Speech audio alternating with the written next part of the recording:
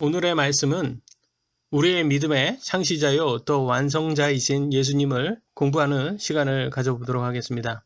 이제 믿음의 장을 마치며 마지막으로 우리의 구원자 예수님에 대해서 공부할 것입니다. 히브리서 12장에서는 우리의 믿음의 창시자요 또 완성자이신 예수님을 바라보라고 말합니다. 예수 그리스도보다 더 위대하신 분은 세상에 없습니다. 우리가 생각하고 공부해야 할 가장 위대하신 분은 바로 우리의 구원자이신 예수 그리스도이십니다. 오늘의 본문의 말씀 같이 보도록 하겠습니다. 히브리서 12장 1절로 2절입니다.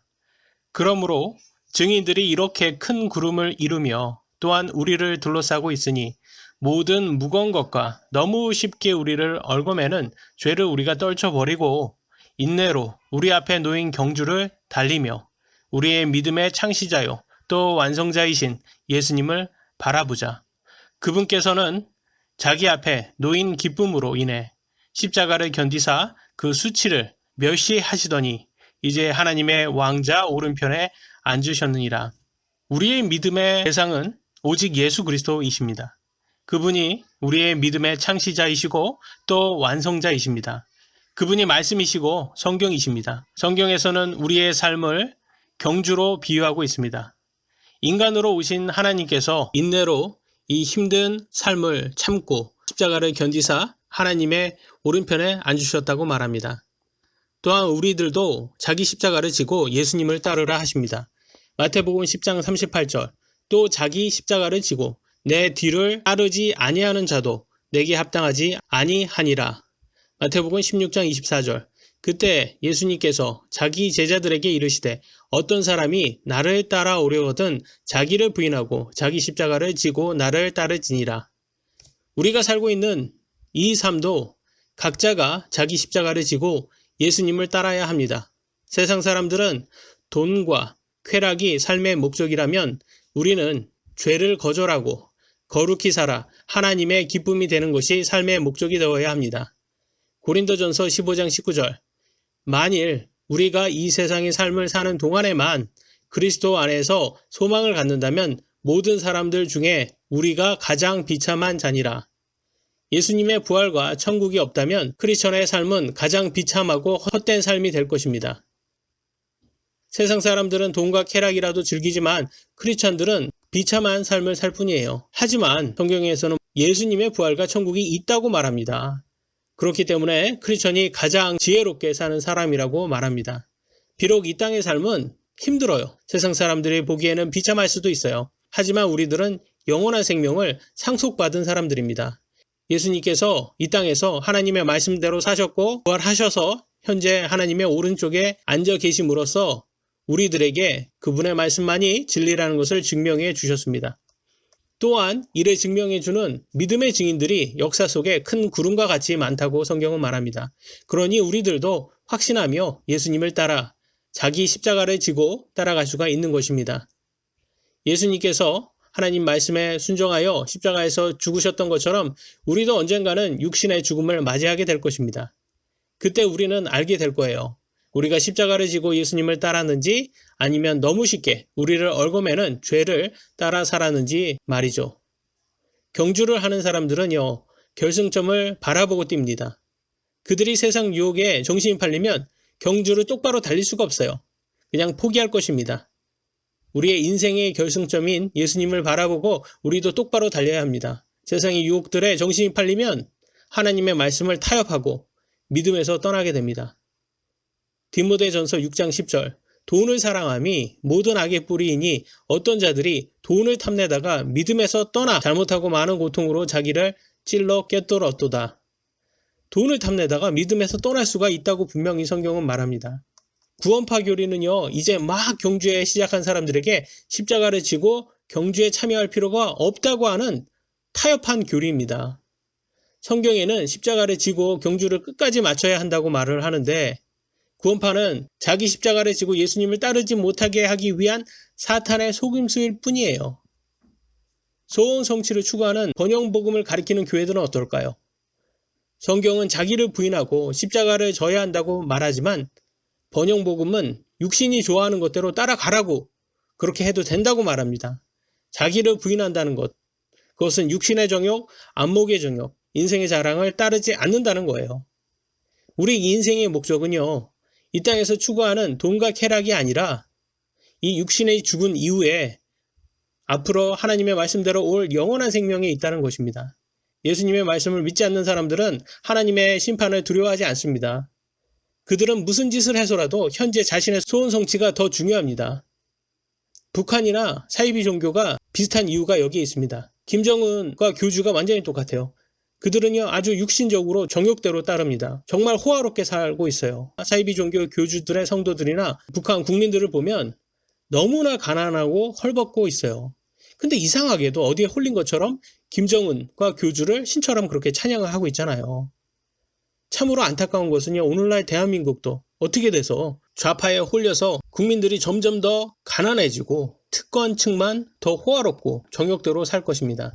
코로나라는 핑계로 예배의 자유를 박탈하고 있어요. 중국이나 북한처럼 지하교회로 가야 하는 것처럼 보입니다. TV 뉴스를 보면 교회 탄압이 당연시되고 있어요. 모든 코로나의 원인이 교회에 있는 것처럼 교회 책임으로 돌리고 있습니다. 정말로 세상의 끝에 더욱더 가까워진 것 같은 느낌이 듭니다. 성경 말씀대로 마지막 때는 환난과 핍박이 온다고 말씀했습니다. 이럴수록 자기 십자가를 지고 끝까지 경주에 뛰어야지 알곡이라는 것을 증명할 수가 있습니다. 첫 번째 우리가 볼 말씀은 우리의 목표 되신 예수 그리스도입니다. 히브리서 12장 1절 그러므로 증인들이 이렇게 큰 구름을 이루며 또한 우리를 둘러싸고 있으니 모든 무거운 것과 너무 쉽게 우리를 얽어매는 죄를 우리가 떨쳐버리고 인내로 우리 앞에 놓인 경주를 달리며 우리가 지금까지 히브리서 11장에서 많은 구름과 같은 믿음의 증인들을 공부해 왔습니다. 이들 또한 원래부터 큰 믿음을 가진 사람들이 아니었어요. 때로는 불신하고 실수도 하는 우리와 같은 평범한 사람들이었습니다. 그러나 그들은 경주를 포기하지 않고 끝까지 달렸습니다. 경주를 신실하게 뛰어 자신의 믿음을 증명한 사람들이에요. 예수님이 재림하시면 얼마나 큰 보상이 그들에게 있겠습니까? 적그리스도 정부로 인해 요즘 우리들은 함께 모이지 못하고 있습니다. 하지만 인터넷으로 예배를 듣고 가정별로 특성도 하고 서로 공유하는 모습을 우리가 볼 때 얼마나 축복되는지 몰라요. 여러분 가정에서 찬양하는 모습은 참으로 우리들에게 복이 됩니다. 하나님의 복음은 우리를 이렇게 변화시킨 거예요. 예수님을 알기 전에는 우리는 어떻게 살았습니까? 세상 사람들처럼 헛된 욕심 속에 살았어요. 하지만 예수님의 복음을 통해서 우리는 영원한 생명을 약속받고 참된 경주에 참여하게 되었습니다. 우리가 결승선에 도달하여 예수님을 만날 때 이 세상에서 받았던 슬픔과 고통은 다 사라지게 될 것입니다. 세상 사람들은 더 나은 좌파 지도자가 나오면 이 땅은 더 공정해지고 낙원이 만들어진다는 아주 헛된 믿음에 빠져 있습니다. 아무리 과학이 발달해도 인간은 여전히 다 욕심쟁이입니다. 기득권만 바뀔 뿐이에요. 가난한 사람들은 더 가난해지고 부자는 더 부자가 될 거예요. 평등하고 공정함 이런 것은요. 또 다른 특권층이 누릴 것입니다. 역사는 인간을 믿지 말라고 계속 우리들에게 알려주고 있습니다. 하지만 하나님의 말씀을 깨닫지 못하는 사람들은요. 언제나 어리석게도 사람들을 우상으로 꼭 숭배해서 자신의 삶을 멸망시킵니다. 하나님의 말씀을 믿지 못하는 사람들은요. 세상의 거짓말, 우상들을 맹신하다가 하나님의 말씀대로 심판받고 멸망하게 된다는 것입니다. TV를 보면요. 가난하고 불쌍한 나라의 아이들이 나와서 도와달라고 이렇게 애원하는 그런 모습을 자주 보여줍니다. 참 그런 모습을 볼 때마다 마음이 아파요. 근데 그런 나라를 이렇게 돌아보면 종교의 자유가 하나같이 없어요. 기독교의 복음이 들어갈 수 없는 그런 나라예요. 아무리 돈을 보내줘도 복음이 들어가기 전까지는 나라 전체가 변할 수가 없어요. 계속 가난할 수밖에 없어요. 70년 전에 6.25 전쟁 이후 대한민국도 세상에서 가장 가난한 나라 중에 하나였습니다. 저희 장인 어른께서 미국에서 어렸을 때 밥을 남기면 항상 어머니께서 그랬대요. 저 한국에서 가난한 아이들을 생각하고 밥 남기지 말고 다 먹어라. 이렇게 말씀을 하셨답니다. 그런 대한민국이 복음과 기독교 교육을 받아들이고 이렇게 잘 살게 되었습니다. 현재 기독교 복음과 교육은요. 각 나라에게 하나님의 축복을 선사하게 됩니다. 국민들이 잘 살게 되는 그런 것을 체험하게 됩니다. 한국과 똑같은 나라가 하나가 있습니다. 저기 북쪽에. 이 북한이라는 나라는 정말 대한민국과 똑같은 나라였어요. 그냥 단지 하나만 없어요. 하나만. 뭐가 없습니까? 종교의 자유만 없어요. 이 기독교의 복음이 들어갈 수가 없어요. 그랬더니 지금 70년이 지난 지금 어때요? 경제적으로 이렇게 많이 차이가 납니다.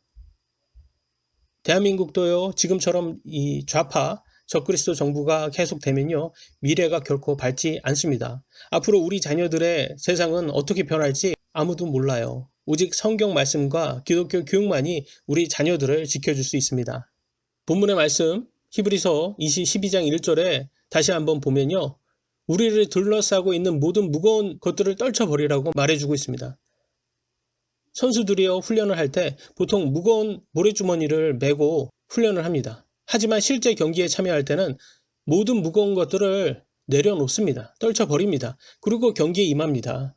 이와 같이 경기에 잘 임하기 위해서는, 경주에 잘 달리기 위해서는요, 우리 이 경주에 방해하는 이 무거운 것들은 옆에 내려놓고 달려야 되는 거예요. 여러분의 신앙생활 하는데 방해가 되는 무거운 짐들이 있을 것입니다. 재정 문제가 될 수도 있고요. 가족 문제, 있지 않는 가족으로부터의 핍박이 올 수도 있습니다. 직장 문제도 있을 수 있습니다. 여러 가지 문제들이 있을 수 있어요. 각자만의. 건강 문제도 있을 수 있습니다. 때로는 자신의 욕심 때문에 무거운 짐을 포기하지 못하기 때문에 오는 문제일 수가 있습니다. 성경은 경주에 방해되는 것들은 내려놓고 포기하라고 말합니다. 포기하는 것은요, 분명히 쉽지 않을 거예요. 왜냐하면 우리는 다 욕심이 많잖아요. 하지만 우리 신앙생활에 방해가 된다면 포기해야지 지혜로운 겁니다. 너무 쉽게 우리를 얽어매는 죄를 우리가 또 떨쳐버리라고 말하고 있습니다. 죄라는 것은요, 너무 쉽게 우리를 얽어매요. 죄를 지을 때는요, 달콤하거든요. 그러나 죄를 저었을 때 그거에 따라오는 책임, 얼마나 고통스러운지 몰라요. 우리가 신앙생활, 우리의 믿음을 잘 지키는 이 경주를 하기 위해서는 모든 무거운 것을 떨쳐버려야 됩니다. 그리고 또 모든 우리의 죄들을 인정하고 하나님께 고백해야 합니다. 죄라는 것은요, 너무 쉽게 우리를 유혹합니다. 구원받았다고 해서 저절로 죄가 억제되지 않습니다. 항상 하나님 말씀으로 정신 차리고 깨어 있어야지 또 죄에게 틈을 줘서는 안 됩니다. 우리는 모두 연약합니다. 우리 자신을 너무 믿어서는 안 됩니다.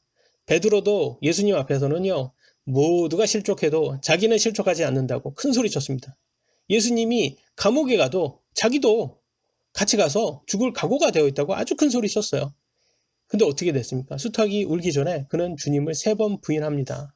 우리가 우리 자신을 너무 믿고 과시하다 보면요, 교만해지기 때문입니다. 항상 겸손하게 조심하라고 성경은 말합니다. 그래서 우리는 내 자신이 아니라 예수님만을 바라봐야 합니다. 두 번째, 우리가 볼 말씀은요, 하나님이 사람이 되신 예수 그리스도입니다. 예수님은요, 말씀으로 계셨던 분이에요.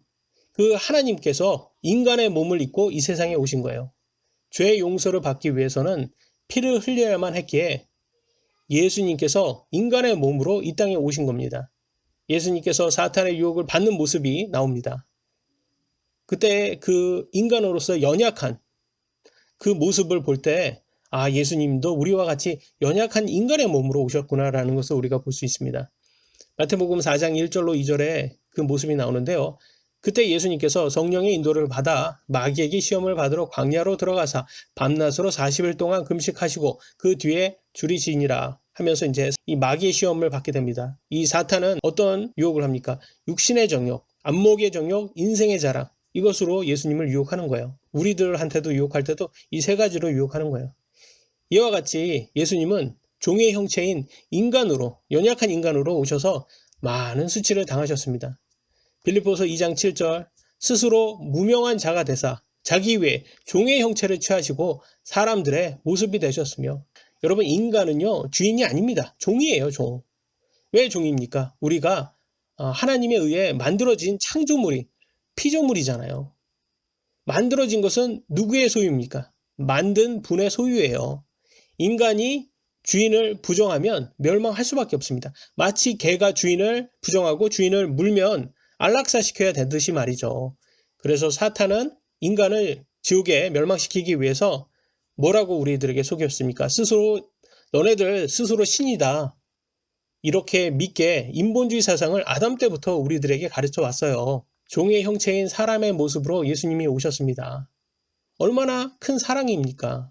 여러분이 아무리 개를 사랑한다고 해도 개를 대신해서 여러분이 죽어줄 수는 없잖아요. 개가 주인인 여러분을 대신해서 희생하는 것이 당연하죠.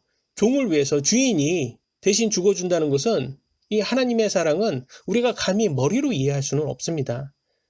하나님의 사랑은요, 십자가에서 끝나지 않았습니다. 예수님은 부활하셨고, 예수님을 믿는 모든 사람들도 예수님이 재림할 때 우리들에게 부활할 것을 약속해 주셨어요. 우리가 부활하면요, 우리들이 어떻게 된다고 나와 있습니까? 천사들처럼 영원히 살 수 있게 된다고 말하고 있습니다.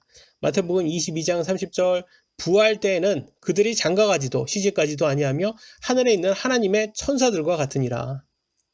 히브리서 2장 9절, 다만 예수님을 보노라. 그분께서 죽음의 고난을 당하시려고 천사들보다 조금 낫게 되셨다가 영광과 존귀로 관을 쓰신 것은 하나님의 은혜로 말미암아 모든 사람을 위하여 죽음을 맛보려 하심이라. 요한복음 8장 28절, 이에 예수님께서 그들에게 이르시되 너희가 사람의 아들을 들어 올린 뒤에야 내가 그인 줄을 알며 또 내가 스스로 아무것도 하지 아니하고 오직 내 아버지께서 내게 가르쳐 주신 대로 내가 이것들을 말하는 줄도 알리라. 예수님께서 자신의 뜻대로 말하지 않았답니다. 하나님, 아버지께서 예수님에게 하라는 말만 하셨다고 그렇게 말하고 있어요. 예수님께서 자신의 말로 하지 않고 하나님 아버지께서 가르쳐 주신 말씀대로만 제자들에게 말하는 모습이 나옵니다. 이것이 예수님께서 우리에게 주신 믿음의 본입니다. 우리는 우리의 생각, 우리의 의견, 이런 것들을 모두 버리고 오직 하나님의 말씀대로 순종하라는 모습입니다. 우리의 육신은요, 하나님 말씀대로 사는 걸 좋아할까요? 하나님의 말씀에 반대로 사는 걸 좋아할까요?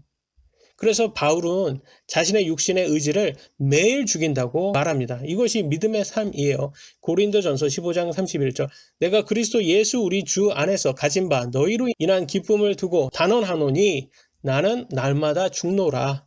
어떻게 죽어요? 육신의 의지를 매일 죽인다는 것입니다. 우리가 우리의 육신의 의지를 죽이고 하나님 말씀에 순종해서 성경과 동의할 때 하늘의 아버지께서는 기뻐하십니다. 모든 행동은 우리의 결심에서 나옵니다. 성경과 동의하기를 결심했으면 하나님의 말씀에 의한 삶을 살아야 합니다. 우리 예수님께서는 그런 삶을 통해서 항상 아버지를 기쁘게 하는 일을 하셨어요. 우리들도 하나님 말씀대로 행하면 하나님을 기쁘게 하는 삶을 살 것입니다. 마지막입니다. 세 번째, 우리의 본이 되신 예수 그리스도. 여러분이 구원을 받으셨고 그리스도인의 삶을 사셨다면 그리스도인의 삶이 쉽지 않다는 것을 아실 것입니다. 그렇기 때문에 많은 사람들은요, 그분의 이름으로 고통받기를 거절하고 타협이란 것을 합니다. 그렇게 살면 지금 당장은 쉬울 수 있어요. 하지만 나중에 그리스도의 심판서 앞에서 그분을 어떻게 바라볼 수 있겠습니까? 예수님께서는 그분의 삶을 통해서 우리가 어떻게 살아야 하는지도 보여주고 있습니다. 베드로전서 2장 21절, 참으로 너희가 심지어 그 일을 위해 부르심을 받았나니 그리스도께서도 우리를 위해 고난을 당하심으로 우리에게 본을 남기사 너희가 자신의 발자취를 따라오게 하셨느니라. 자기는 고생하기 싫어서 남보고 고생하라고 하는 사람, 성경에는 위선자라고 말해요. 누가 이렇게 지금 현재 그렇게 하고 있어요? 정치인들, 특히 좌파 정치인들이 위선자적인 그런 행동을 얼마나 많이 하고 있습니까? 한국의 보병 장교의 구호가 나를 따르라 입니다. 위대한 소대장은요, 병사들에게 먼저 가서 죽으라고 명령하지 않습니다. 소대장이 직접 앞장서서 총알이 날아오는 적지에 앞으로 나가면서 병사들에게 자신을 따르라고 말합니다. 우리 예수님도 마찬가지예요. 나를 따르라 라고 말하고 있어요. 먼저 고난을 받으시고 우리들에게 나를 따르라고 부르시고 있습니다. 누구든지 그분을 부르는 자는 구원을 받는다고 하셨습니다. 하지만 자기의 십자가를 지고 그분을 따르지 않는다면 그분의 제자가 될 수 없어요. 구원의 확신만 있다고 말만 하고 행위는 없다면 그 믿음은 죽은 믿음이라고 성경은 말합니다. 여러분이 여러분의 구원을 확신한다면 예수님의 이름으로 기쁘게 고난을 받기를 원해야 합니다. 저와 여러분, 우리 모두는 다 연약한 육신을 가진 사람들입니다. 우리가 함께 모여서 서로 위로하고 격려하라고 또 앞으로 나가라고 하나님께서는 우리들에게 신약 교회라는 이 단체를 주셨습니다. 그래서 우리 모두는 서로를 위해서 기도하고 도와야 합니다. 우리는 사람을 따르지 않습니다. 오직 예수님을 따릅니다. 예수님께서는 우리의 믿음의 창시자이십니다. 그분이 없으면 우리의 믿음의 시작은 없습니다. 그분이 없으면 우리의 믿음의 완성도 없습니다. 예수님은 우리의 본이 되는 삶을 사셨고 그 이상의 삶을 사셨습니다. 그분은 완벽한 분이십니다. 그분의 보혈로 우리의 죄를 용서하셨습니다. 여러분이 누구를 믿든지 그것은 여러분의 자유지만 저와 저희 가족은 오직 예수님만을 믿을 것입니다. 베드로전서 2장 22절 그분께서는 죄를 짓지 아니하시고 입에 교활함도 없으시며. 여러분 예수님을 믿으십니까? 여러분이 예수님을 믿으신다면 여러분 자신을 포함해서 사람들에게 큰 기대를 하지 마시기 바랍니다. 예수님은 죄도 범하지 않고 입에 교활함도 없는 그런 완벽한 분이셨지만 사람들은 그렇지 않습니다. 예수님 외에 모든 인간은 태어날 때부터 무엇을 가지고 태어납니까? 이 죄성을 가지고 태어나요. 그래서 구원받은 후에도 우리는 어쩔 수 없이 육신의 옛 본성과 싸우면서 살아야 합니다. 그래서 우리의 육신의 옛 본성은요, 하나님을 기쁘게 하는 그런 행위가 나올 수가 없습니다. 살다 보면 가정에서나 교회에서나 직장에서나 사람들은 서로 실망하게 됩니다. 또 하나님 말씀대로 순종하지 않는 나 자신을 볼 때도 우리는 스스로를 실망하게 됩니다. 그렇기 때문에 사람을 우리가 바라보잖아요. 그러면 그 실망이 찾아오는 거예요. 그래서 좌파들이요 거짓말을 잘하잖아요. 참 잘하잖아요. 그 이유가 있어요. 왜냐하면 사람들이 그들을 알면 곧 실망하니까 항상 자기 자신을 숨기려고 의롭게 더 의롭게 자기 자신을 더 의롭게 거짓말로 자기 자신을 치장하다 보니까 이제는 거짓말 전문가들이 된 거예요. 그래서 조국, 윤미향, 추미애 이 실체들이 점점점 이렇게 나오는데도 막 썩을 대로 썩었는데도 보통 사람 같으면 양심에 걸려서 그렇게 의로운 척 하지도 못하지만 또한 그렇게 또 그 정도 들켰으면 사과하고 자리에서 내려와야지 정상인데 지금처럼 끝까지 버티지 않습니까? 그래서 사람은요 믿을 존재가 못 된다는 거예요. 우리는 오직 예수님을 바라봐야 합니다. 그분은 죄도 없고 교활함도 없으신 분이기 때문입니다. 베드로전서 2장 23절로 25절에 욕을 당하시되 맞대어 욕하지 아니하시고 고난을 당하시되 위협하지 아니하시며 오직 의롭게 심판하시는 분에게 자신을 맡기시고 친히 나무에 달려 자신의 몸으로 우리의 죄들을 지셨으니 이것은 죄들에 대하여 죽은 우리가 살아서 의에 이르게 하려 하심이라. 그분께서 채찍을 맞음으로 너희가 고침을 받았나니 너희가 전에는 길 잃은 양 같았으나 지금은 너희 혼의 목자요 감독이신 분에게로 돌아왔느니라. 그래서 우리가 예수님 안에 있다고 말씀하십니다. 그리스도께서 우리 안에서 일하시도록 우리는 육신의 의지를 죽이고 모든 것을 하나님께 맡겨야 합니다. 우리는 이제 그분의 것입니다. 예수님은 우리의 믿음의 창시자요 완성자이십니다. 평화롭게 죽음을 맞이하는 크리스천 할머니가 있었어요. 이 할머니의 그 평화로운 죽음을 보았던 의사가 평소 죽음의 공포를 가지고 있었는데 이렇게 궁금하기 시작한 거예요. 어떻게 저 할머니는 크리스천이라는 이유로 저렇게 평화롭게 죽음을 맞이할 수 있을까? 그래서 성경을 보기로 합니다. 성경을 읽으면서 이 육신의 죽음이 끝이 아니구나. 영원한 생명이 있구나라는 것을 깨닫게 됩니다. 그래서 자기도 자신의 죄를 회개하고 예수님을 개인 구주로 영접합니다. 그리고 나서 자신을 그렇게 괴롭혔던 죽음의 공포에서 벗어났다는 이 간증을 듣게 됩니다. 여러분은 어떻습니까? 여러분의 구원의 확신이 있습니까? 여러분 구원의 확신이 있으면 어때요? 죽음의 공포에서 좀 평안을 가질 수 있습니까? 이 육신의 죽음이 끝이 아닙니다. 이 죽음 이후에 심판도 있고요. 또 영원한 생명도 있습니다. 전 죽는 것이 두렵지 않습니다. 제가 죽으면요. 영원히 예수님과 함께 할 것을 성경을 통해서 확신할 수 있기 때문입니다. 전 예수님께서 빨리 재림하셔서 우리가 함께 뵙기를 원합니다. 여러분께서 지금까지 공부해온 믿음의 사람들은요, 오직 예수님을 바라봤던 사람들입니다. 그들은 우리들에게 예수님만 바라보라고 증거하고 있습니다. 여러분은 지금 누구를 보고 있습니까? 우리 모두가 우리의 믿음의 창시자요, 완성자이신 예수님을 바라보길 원합니다. 마치겠습니다. 기도하시겠습니다. 사랑의 하나님 감사합니다. 오늘도 하나님의 말씀을 통해서 가장 중요한 우리의 구원자 예수님에 대해서 함께 공부하는 시간 가졌습니다. 우리의 믿음의 창시자요 완성자이신 예수님을 공부할 때 우리 예수님만이 우리를 구원할 수 있는 유일한 길이라는 것을 하나님의 말씀을 듣는 모든 사람들에게 확신할 수 있도록 구원의 확신을 주시고 또 우리를 얽어매는 죄를 우리가 떨쳐버릴 수 있도록 또 우리의 신앙생활을 방해하는 무거운 것들을 떨쳐버릴 수 있는 하나님의 큰 믿음을 허락해 주시옵소서. 이 신앙생활, 이 삶은 경주라고 표현을 해 주셨습니다.